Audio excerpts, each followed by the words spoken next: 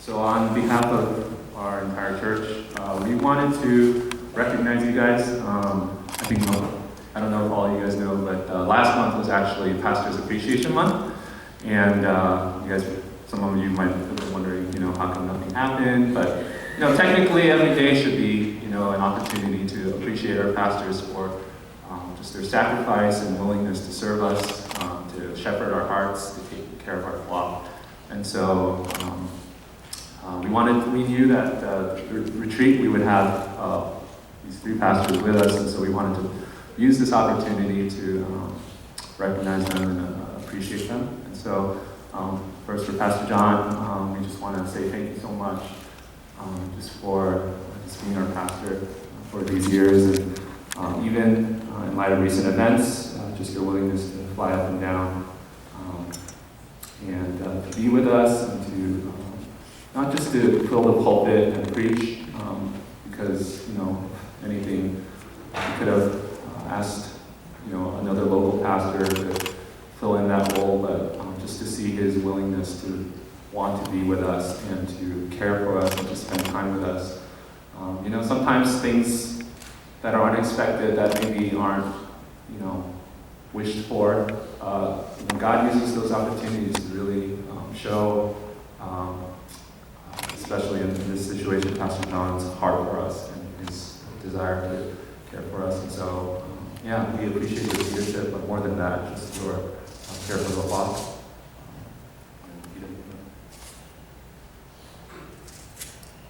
So I wanted to say a few words about Pastor John as well. First of all, when I talked with Pastor Alton, and he preached for us last Sunday, he said that his impression of Pastor John is that he's one of the hardest working pastors he's ever met. And I think that's the impression that a lot of us have when they know him and work closely with him. And John, being a modest person, I think one time in a sermon he said something like he thought he had no spiritual gifts really except for the gift of knowing when to quit. I think that's what he said. I think it's really being modest, but the truth is the guy doesn't quit. I mean, he really just keeps going. And excuse me, I'm a little sick, so my voice is a little.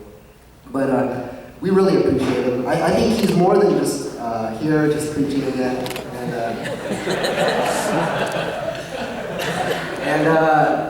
Honestly, just he's shepherding not only you guys, but he's shepherding Ted and myself while he's here.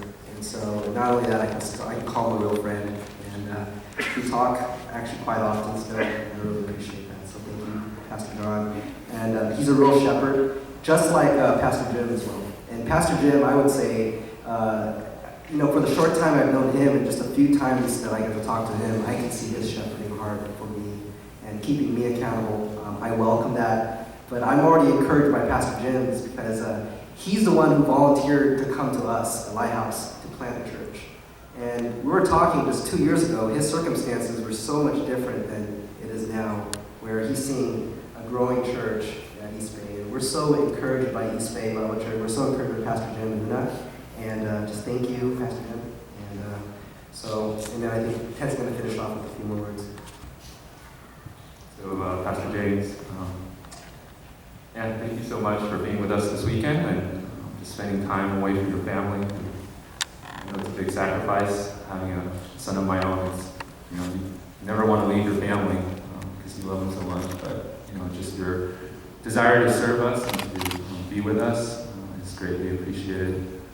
But more than that, I think truly I'm thankful for just to know that you said it's been mentioned, it's been 10 years that Pillar Bible Church has been going strong, and just your faithfulness in ministry, and just being reminded that that we're not the only church, we're not the only ones doing God's work.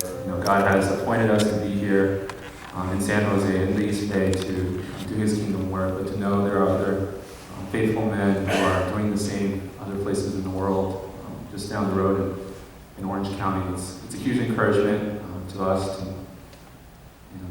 know that we're in a partnership. We're doing this together, and to be able to spend a weekend together and to be encouraged by him, not just by his preaching, but just by his life and his ministry and his examples. definitely and truly thankful to God for that. So we got each of these men a small gift that here's going to pass. You can clap.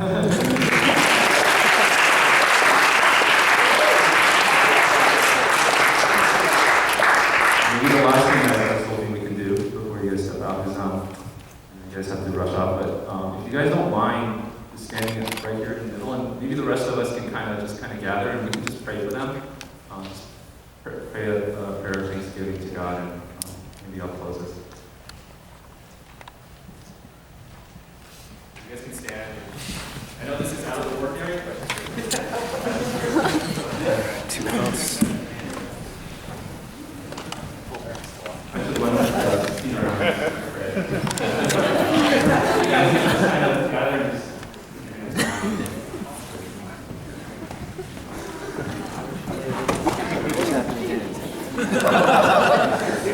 We're all connected. We're all connected. We're all connected. Not enough hands. Holy Father, I have only you to thank for just your goodness to us. We thank you for this weekend. Just your kindness in allowing us to get away from the busyness of our routine life and just where we live and work, and to kind of spend this weekend together as fellow brothers and sisters in Christ to fellowship around your word, to build relationships, Lord. You know that that's not something to be taken for granted. It's truly a gift from you. And we just want to take this time to thank you as well for these men that you have placed in our lives over us, to watch over our souls, help us grow to be more like Christ, as they constantly, fearlessly, and boldly and humbly preach your word, not pointing to themselves, but always pointing to Christ, because that's who we need more of. We do ask that we would, we thank you for just the many years of ministry combined that's represented amongst these three men. Thank you for sustaining their lives. We thank you for protecting their families, for providing for them financially as they had many transitions to deal with through their lives. We do ask, just looking forward, that we continue to grow them spiritually, Father, as they spend countless times studying our word, that as they do, they would grow more and more in love with you, that in their hearts they would be stirred in them a greater passion to know you and to proclaim you in the pulpit. Lord, you also continue to grow their heart for the people, that you continue to do that they would never forget not only what they do, but also who they're doing it for. Ultimately you, but also to shepherd and love the flock you've entrusted to them. And so, thank you. Thank you for their wives. Thank you for their kids. Thank you for all the support that you've provided and brought into their life so that they can continue to walk this type of faith, be faithful with what you've given them, to be the steward that you've called them to.